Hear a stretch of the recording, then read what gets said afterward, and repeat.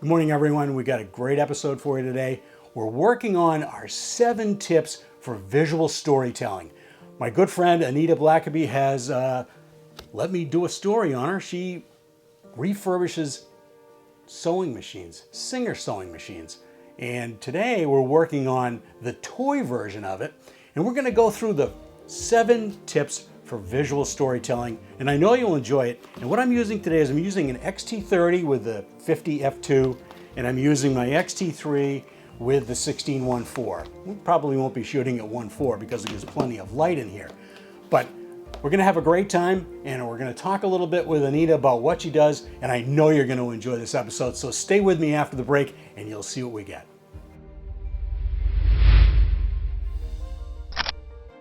So Anita, tell me, how did you get into this with these little teeny weeny sewing machines? I don't understand. You got this beautiful one that you guys restored, you and Tom.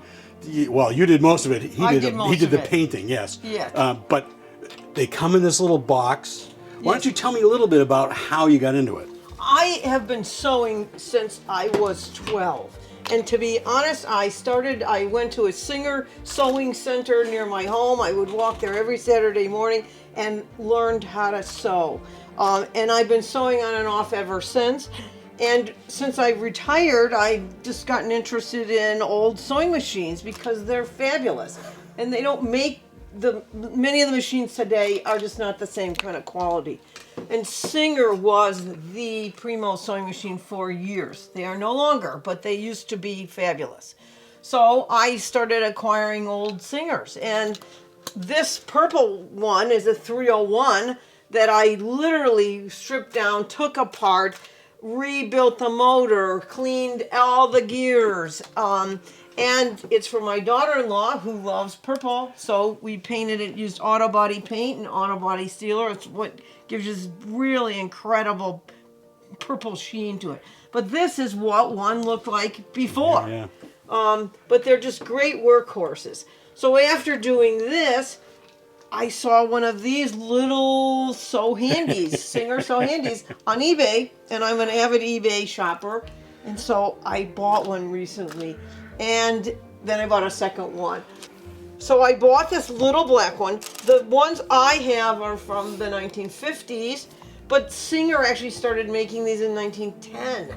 So they're very old. This is the 4th version of the machine, and as I said, was available in the 50s. But it actually sews. They marketed them on and off as toys, but sometimes they marketed them as real sewing machines for young people. Which was pretty incredible.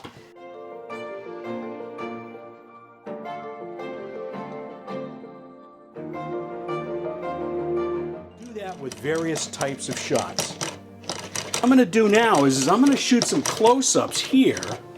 I mean, really close-up, because this 16 gets really, really tight here.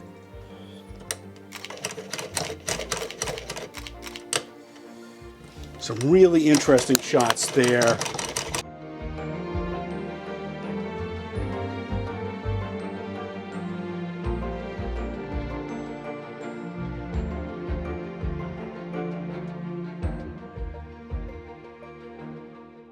Now, you can see this little machine requires you to hand crank it, which is kind of interesting. So I'm working on a shot here that is a bit backed up, and I'm shooting it with the 50.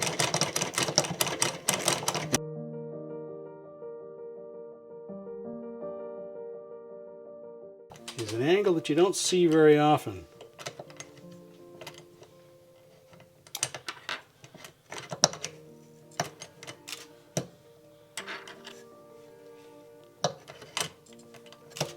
It has numbers on all the little parts when you're threading, so it's really easy to know where you need to go with your thread. Because if you don't have it threaded correctly, it's not going to work. The earlier machines didn't have the numbers stamped in, but in the late 40s and 50s, when they came up with this machine, they developed the numbering system. They made these in the early 50s. They started in late 40s, but early 50s. But the thing that's really wonderful is these little guys clamp to your tabletop. so that they were stable, because they're tiny. This is, 6.5 inches tall by about 7.5. They are little baby machines. And the clamp, you use the clamp, and you literally clamp it to the table. What's also amazing is it has this little V shape, and the clamp has a V shape, so that it locks into the machine better to hold it in place. Is that a little medallion over here? Oh, right absolutely. There? Oh, look at that. Singer was famous for these medallions, and they would change them periodically. You can get these, the 1951 version, which was Singer's 100th anniversary, and it will say that it's the 100th anniversary edition. And the other thing they did is they did these fabulous decals. Singer, from the beginning of their development of sewing machines, did incredibly elaborate decals with floral arrangements and all sorts of colors. They got simpler over the years, but they never gave up their decals.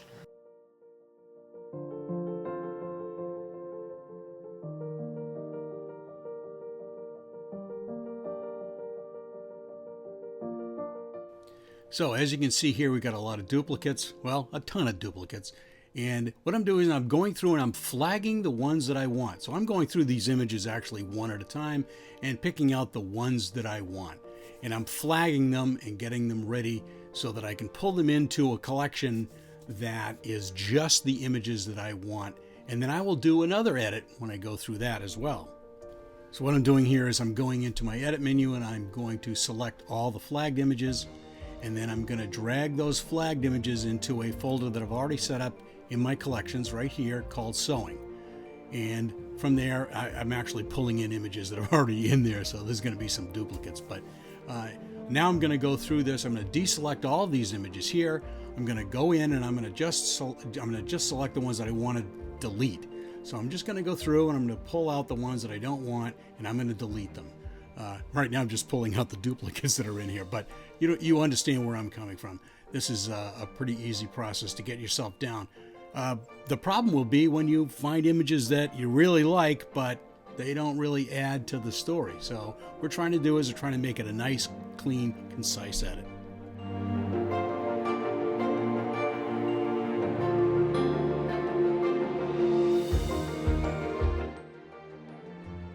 So what I'm going to do is I'm going to show you one of the crops and edits I've done here. Now this is a JPEG file, and most of them I've done in RAW. I discovered at the very beginning that I was shooting in just JPEG because I come from a newspaper job and I shoot all my newspaper jobs in JPEG. So I switched them later on to RAW and JPEG. But in this instance, it's just a JPEG. And what I'm going to do is I'm going to do a little crop and I'm going to do a little bit of adjustment, and I'm going to show you how I do that. But it's very simple. It's not really that hard at all. So what I'm going to do is I'm going to go to one of my presets here, which is Kirk Start. And this is in the classic Chrome simulation. So basically all I'm going to do is I'm just going to open this up a little bit like this. And then I'm going to go up to here and I'm going to do a crop. And I'm going to keep it in the 3x2. And I'm just trying to get rid of this over here on the left-hand side. I don't know what that is hanging there, but I'm going to try and clean up my edges because that's what I call this edge patrol. And I want to keep this box in here. I want to be able to see this machine over here. And this is just extraneous stuff over here that kind of pulls into the picture instead of hanging there on the edge. So that's the crop here. And what I'm going to do is I'm going to do this with most of these images.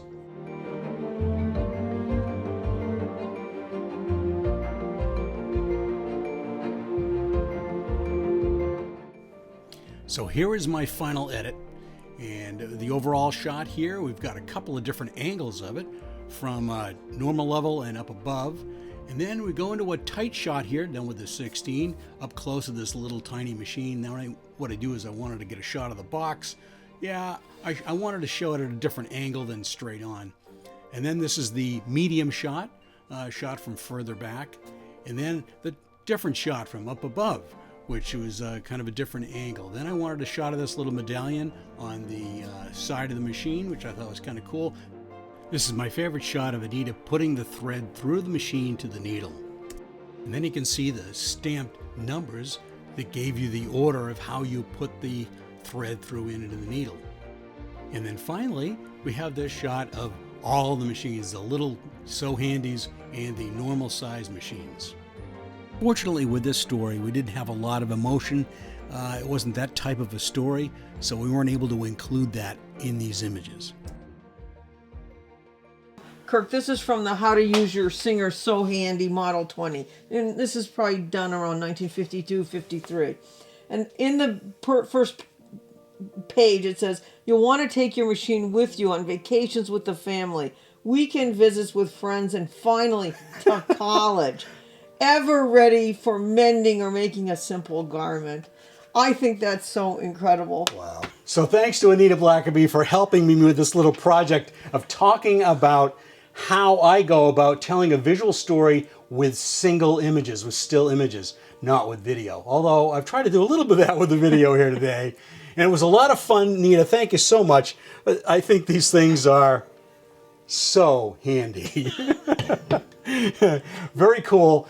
And if you wouldn't mind, if you really enjoy this video, please give me a like and a comment. And really, it would be great if you subscribe to the channel. That would be awesome. I had a great time with this, and I got a ton of great shots.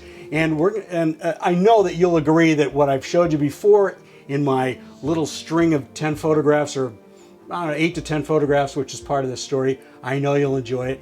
So that's it for this week, and we'll catch you next time.